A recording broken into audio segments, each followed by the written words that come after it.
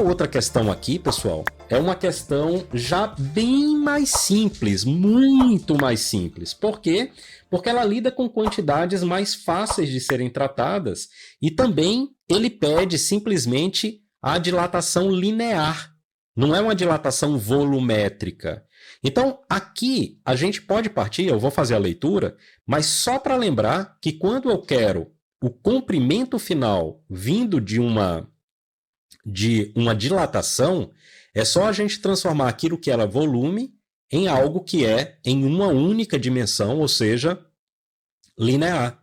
Beleza? É só isso. E pelo jeito ele está pedindo o alfa aqui, mas vamos chegar lá.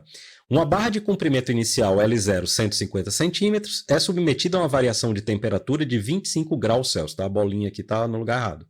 25 graus Celsius. Nessas condições, ela sofre uma dilatação térmica de 0,016. Qual é aproximadamente o coeficiente de dilatação linear da barra? Então, ele já me dá que ela sofre uma dilatação térmica. Ele não me diz o comprimento final dessa barra. Então, o que é que eu posso fazer? Para não ter que calcular o comprimento final, se eu passar esse comprimento inicial para o lado esquerdo, dessa forma, então, reparem. Essa diferença entre comprimento final e comprimento inicial já é a dilatação linear. E agora é simplesmente substituir valores. Então, ó, comprimento inicial, 150 centímetros. O alfa é o que ele quer. Ó. Ele vai pedir o coeficiente de dilatação linear. A variação de temperatura, 25. Vejam nas respostas que o coeficiente de dilatação linear já está por grau Celsius. Então, não preciso transformar de grau Celsius para qualquer outra escala.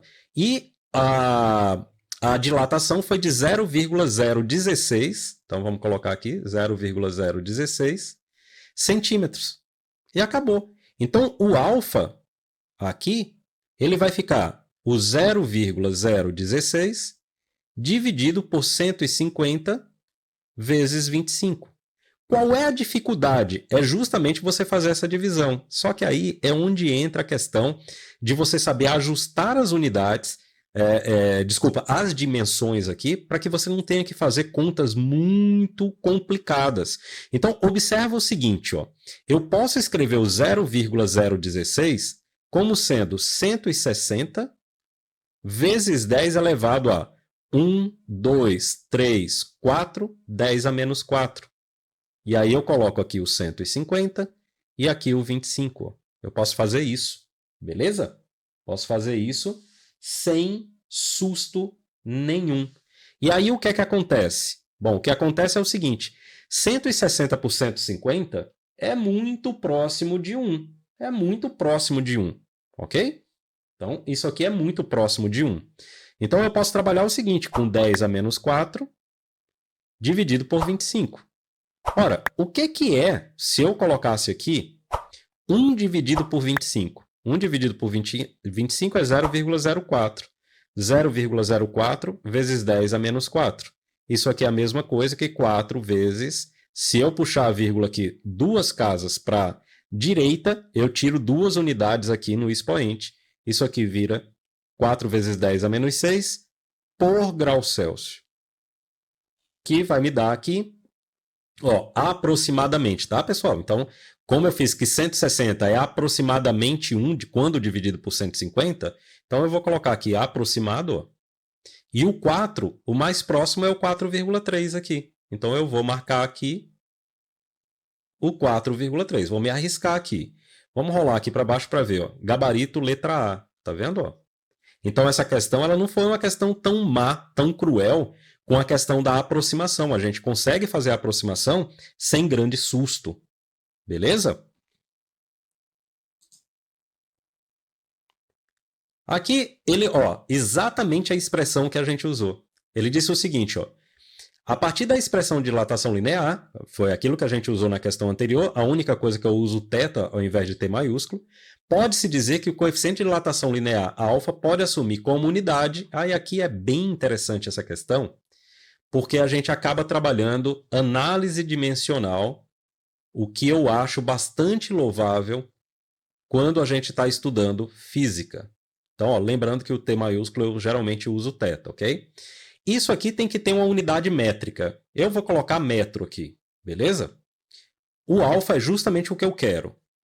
O L0 também eu vou colocar em metro. E o Δθ aqui eu vou colocar em graus Celsius. Observe que isso aqui é dimensão, ok? É dimensão.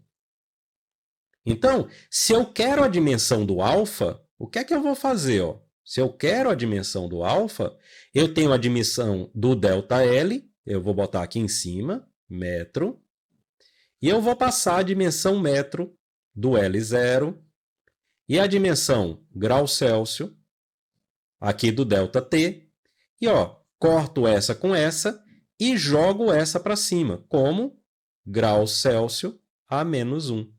Ou por grau Celsius, beleza? Tem livro que traz por grau Celsius.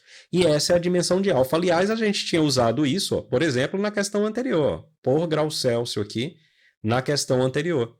Então, aqui, questão feita. E eu tenho aqui, ó, é essa letra C aqui, beleza?